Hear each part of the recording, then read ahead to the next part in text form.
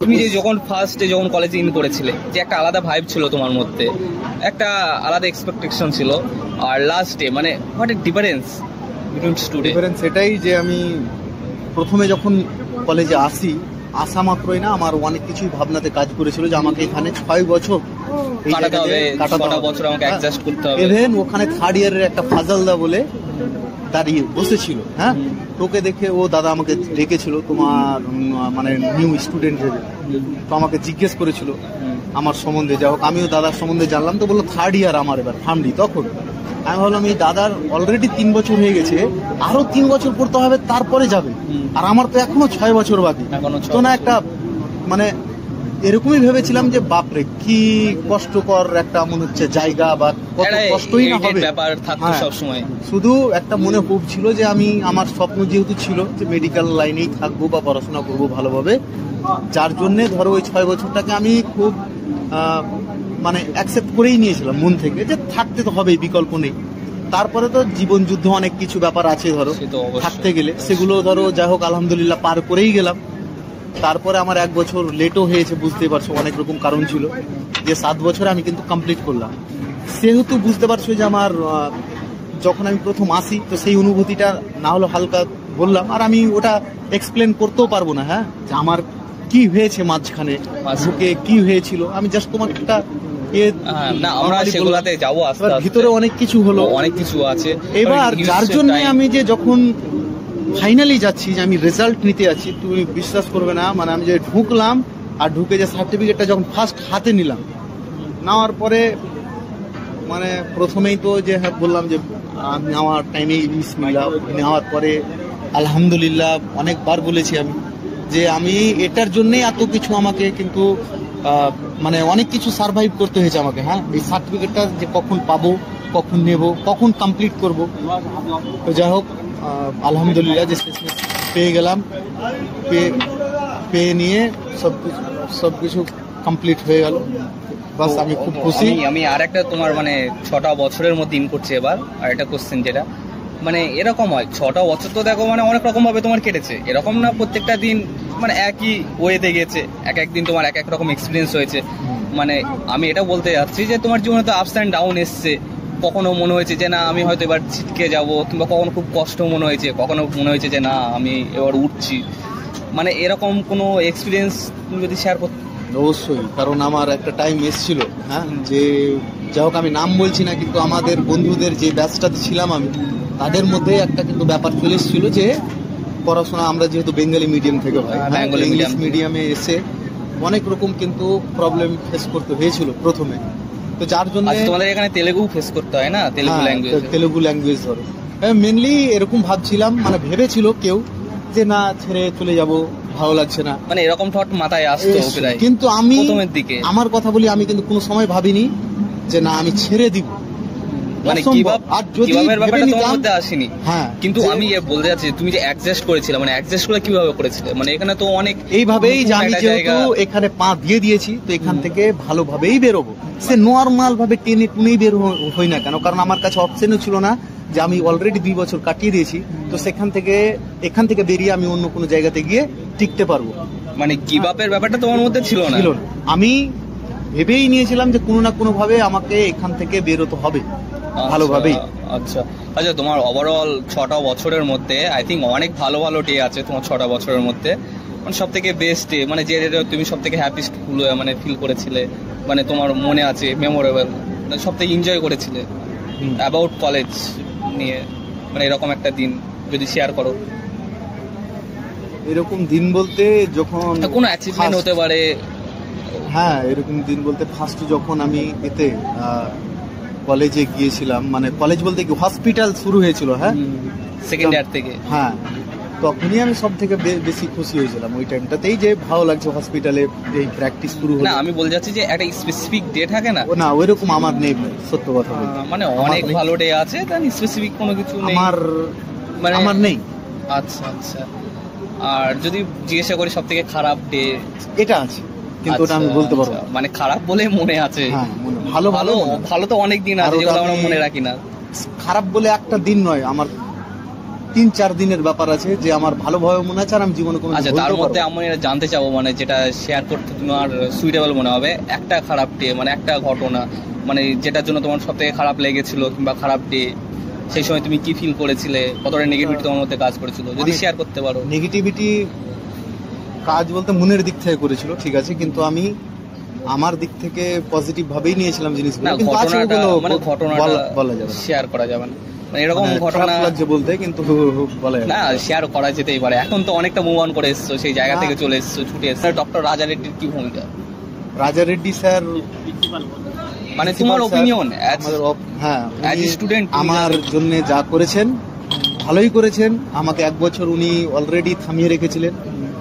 তো উনার যে কথা বলার সিস্টেমটা যেটা ছিল, যেভাবে উনি আমাকে বলেছিলেন, হয়তো তারিকাটা একটু হলেও ভুল ছিল, আমি যেটুকু না আমি ফিল করেছিলাম ওই টাইমটাতে, কিন্তু উনার পয়েন্ট অফ ভিউ যেটা ছিল আমাকে 1 বছর থামানো, সেটা 100% উনি ঠিক করছেন।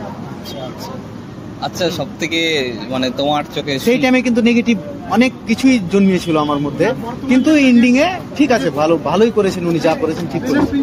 আগে তোমারটা বলো। যখন ফার্স্ট ইয়ারে নতুন ধরো অ্যাডমিশন হওয়ার পরে যখন আমি দেখলাম যে আমার সাপ্লি চলে এসেছে, সবাই পাস করে অ্যানাটমিতে সাপ্লি ছিল। আচ্ছা, 3 মার্কসের জন্য ফেল করে গেছিলাম আমি। আচ্ছা, তো ফার্স্ট ইয়ারে তো প্রথম বছর যেহেতু, তো আমি না ঘাবড়িয়ে গেছিলাম যেটা কি হলো আমার সাথে, তার আমাকে আবার এক্সাম দিতে হবে।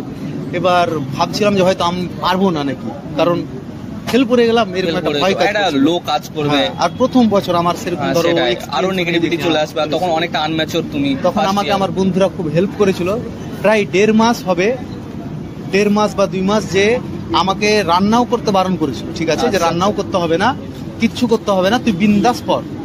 তো যাই হোক, আমি মনে হয় 1.5 মাস মতো রান্নাও করেছিলাম না, কোনো কিছুই না, আমাকে শুধু পড়াশোনার কথাই বলেছিল। বন্ধু বান্ধবীরাও হেল্প করেছিল, বিশেষ করে আমাদের রুমমেট যারা ছিল ওই টাইমে। তো ওইভাবে একই রকম আমি পড়তাম আর নোট করতাম। ইভেন আমার এরকম মনে পড়ছে যে আমি বাইরে খেতে এসেছি, তো খেতে এসে কিছু ভুলে গেছি, তো ইউটিউব দেখে পড়তে লেগেছি, মানে এরকম একটা করেছিলাম। তো তারপরে মানে ওই ডাইরেক্ট যে গেলাম, আমার মনে এরকম হয়েছিল যে না, এবার তো ভালোভাবেই পাস হবো। আর যেদিন আমি এক্সাম দিতে যাই, সব থেকে বড় একটা কোইন্সিডেন্ট এটা, যে আমি কোয়েশ্চেনের সেকেন্ড কোয়েশ্চেন কি আছে দেখিনি, ফার্স্ট কোয়েশ্চেন থেকে শুরু করতে করতে লাস্ট পর্যন্ত একই রকম করে চলে এসেছিলাম। হ্যাঁ, মানে এরকম দেখা হলো 12টা আছে, বলেছে 10টা করতে হবে, তো প্রথম থেকেই 10টা করেছি। আচ্ছা, আবার 5টা বড় আছে, তো 5টাই বড় প্রথম থেকেই করেছি, সিরিয়াল বাই করে। যা হোক, দেন তারপরে তোমার যেদিন মানে রেজাল্ট আউট হলো, তখন কিরকম ফিল হয়েছিল? মানে সেই খুবই ভালো লেগেছিল, কারণ আমাকে সিনেমাটার মধ্যে আওয়াজ করেছিল, এরকম একটা ব্যাপার। আমারই একটা বান্ধবী এসে বলেছিল, আমি জানতাম না যে হাইস্ট মার্কস কি আছে তখন, তো যে বান্ধবীটা হাইস্ট নাম্বার পেয়েছিল তখন, ও এসে আমাকে বলেছিল যে তুই তো যা হোক আমাদের থেকেও হাইস্ট পেয়ে গেলি। তখন আমি বাহ, তাহলে আমার যে কষ্ট করে পড়েছিলাম আমি, সেটা কাজে লেগেছে।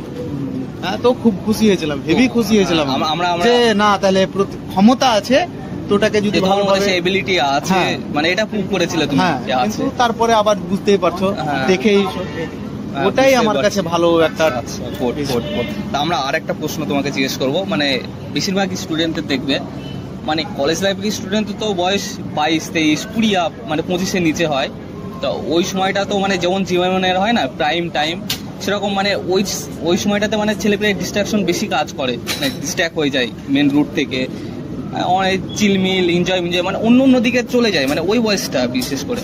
তো তুমি কি করে ব্যালেন্স করেছিলে? মানে তোমারও তো আই থিঙ্ক ওই সময় 20, 21, 22, 23 এরকম বয়স।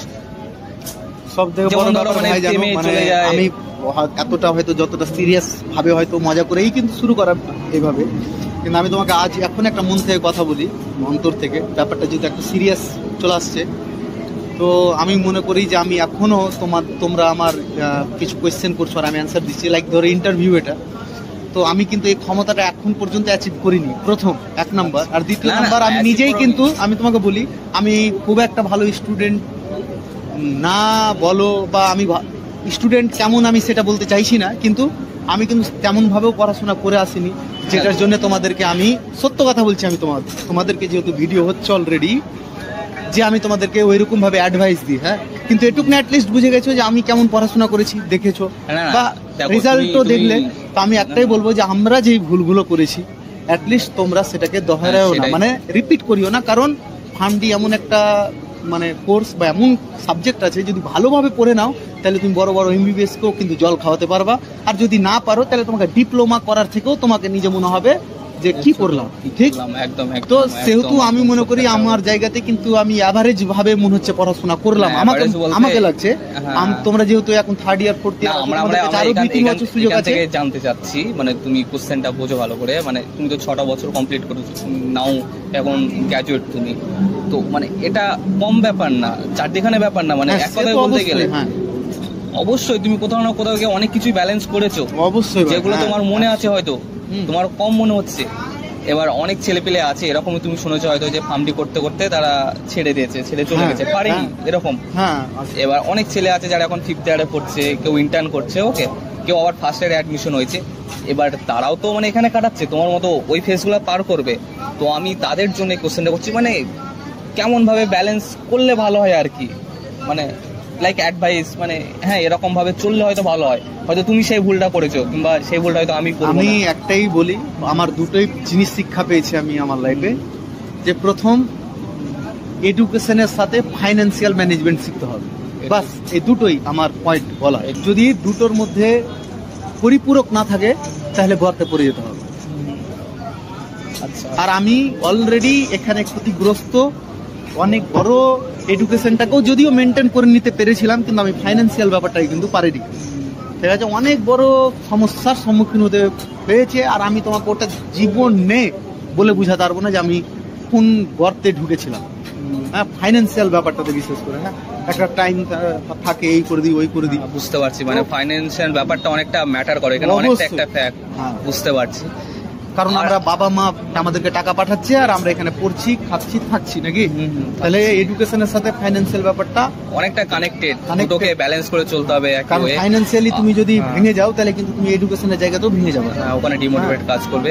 আচ্ছা, আমরা আরেকটা সাথে কেমন ভাবে কাটানো উচিত, মানে তুমি কতটা দিতে পারো সম্পর্কের জন্য, কতটা নিচে নাম, মানে এরকম, মানে আমাদের যারা এখন রানিং এ যারা আছে, যারা কারেন্ট স্টুডেন্ট, ওকে, তাদেরও তো আশেপাশে অনেক ছেলে আছে, তেলেগু আছে, নন তেলেগু আছে, বেঙ্গলি আছে, নন বেঙ্গলি আছে। এবার সেসব ছেলেদের সাথে তারাও উঠা বসা করে স্যারদের সাথে, মানে কেমন টাইপের মানে রিলেশন মানে অ্যাকচুয়ালি মানে এক্সিস্ট করলে ভালো হবে তাদের জন্য? দেখো, আমি এই অ্যানসারটা কিন্তু মানে স্কিপ করতে পারো, মানে 2 সেন্টেন্সে কিছু বললে ভালো হতো। তুমি তোমার সামনের বন্ধু তোমার সাথে কেমন চলছে সেটার উপরে ডিপেন্ড করছে যে তুমি তাকে দিবে কি, বা তুমি নিজেও কেমন ওর সাথে ব্যবহার করে রেখেছো। এই দুটোর মধ্যে কম্বাইন্ড করে যেটা রেজাল্ট বের হবে সেইটাই করা উচিত, সেটাই করা ওই বন্ধুর জন্য বা ওই বন্ধুদের জন্য। আচ্ছা হ্যাঁ, ক্লাসমেট, আচ্ছা বাদ দেখ, আমি এবার একদম শেষের দিকে চলে এসেছি আমরা ইন্টারভিউ এর, ওকে। আমরা লাস্টে একটা কথা জিজ্ঞেস করবো, দেন তারপরে আমরা আরো কিছু আছে প্রোগ্রাম, সেগুলো আমরা কমপ্লিট করবো তোমার সাথে, আরো ভালো ভালো মোমেন্ট স্পেন্ড করবো। তো সবশেষে মানে তুমি এটা বলো, মানে অনেস্টলি বলো, ঠিক আছে? মানে এখন যারা 6th ইয়ারে আছে, ইন্টার্ন আছে, অনেক ফ্রেশার্স আছে, তারপর অনেক 5th ইয়ারের স্টুডেন্ট আছে, 1st ইয়ারেরও আছে, ওকে, যারা বাংলা মিডিয়াম থেকে এসছে, বিশেষ করে ওয়েস্ট বেঙ্গল থেকে, তো তাদের জন্য তুমি কিছু অ্যাডভাইস দিয়ে যাও, মানে বলে যাও হ্যাঁ এই রুটে থাকলে এই ওয়েতে কি করা উচিত, তাদের কেমন ভাবে এগিয়ে যাওয়া উচিত। তাদের তো অনেক সময় অনেক রকম সিচুয়েশন আছে, যে সময় পিছিয়ে যায়, লো ফিল করে, হয়তো অনেক ছেলে আছে এডুকেশন নিয়ে মানে ফার্ম নিয়ে বিশেষ করে ডিপ্রেশনও চলে গেছে, যে না এরকম, মানে তাদের জন্য কিছু একটা বলে যাও। আমি বলবো যে সে আমরা বেঙ্গলি মিডিয়াম থেকে আসি, কিংবা আজকে 1st ইয়ারে পড়ি, কিংবা 2nd ইয়ার 3rd ইয়ার ম্যাটার করে না। আমি এটুকু না ভরসা আছে যে আজকে বাঙালি ছেলেরা যারাই এখানে আছে বা যারাই সায়েন্স পাস করে এসছে HS লেভেলে, আমি জানি আমার বাঙালি ভাই বন্ধুদের মধ্যে তাদের মধ্যে উঠুক না তো ক্ষমতা আছেই, ঠিক আছে, যারা এই এত টাকা দিয়ে অ্যাডমিশন হয়ে 6 বছর রিস্ক ক্যাপাসিটিটাকে অ্যাকসেপ্ট করেছে। তো আমি বলবো পড়াশোনা তো ঠিক গ্যারেন্টি ভালোভাবে করে নেবে, যদি ওই স্টুডেন্ট ওই ভাই বন্ধুরা চাই তাহলে। আমি কিন্তু অন্তর থেকে বলছি, আমি সবার মধ্যেই স্টাডিটা মানে ফার্স্ট প্রায়োরিটি থাকবে, ফার্স্ট প্রায়োরিটি। সেকেন্ড যেটা আমি বলি তোমাকে, ইভেন স্টাডির সাথে সাথে আমি সেকেন্ডও বলবো না, আমি বলবো সেম, সেটা হলো নিজের স্পিকিং পাওয়ারটাকে ডেভেলপ করা। আচ্ছা, খুব খুশি হলাম তোমার সাথে আজকে দেখা হলো, মিট হলো, অনেক কথা হলো। তো তোমার থ্যাংক ইউ ফর কামিং, আর তোমার বাকি জীবনের পরটুকুর জন্য অনেক ভালোবাসা, অনেক শুভেচ্ছা রইলো। আর এখন কংগ্রেচুলেশন, কারণ তুমি এখন 6th ইয়ার কমপ্লিট করলে। খুব ভালো লাগলো, যাও আজকে